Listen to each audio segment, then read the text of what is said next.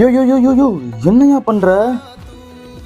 உதித் நாராயணனா உங்களுக்கு தெரியாதவங்க இருக்கவே முடியாது. ஏன்னா இந்தியாவில் இருக்க பல்வேறு மொழிகளில் ஒரு பாட்டு பாடியிருக்காரு. முக்கியமாக தமிழ் மொழியில் நிறைய பாட்டு பாடியிருக்காரு. எங்கேயோ பார்த்த மயக்கம் அந்த பாட்டெல்லாம் இவர் தான் பாடியிருக்காரு.